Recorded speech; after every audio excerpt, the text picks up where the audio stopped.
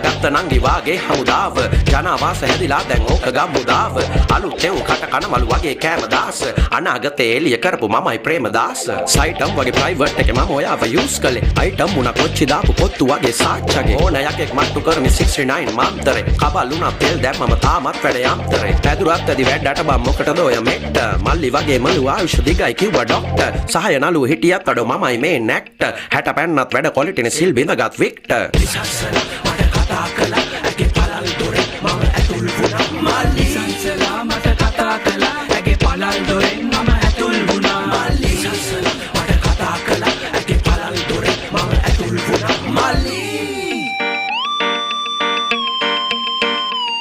Mali Villa, play my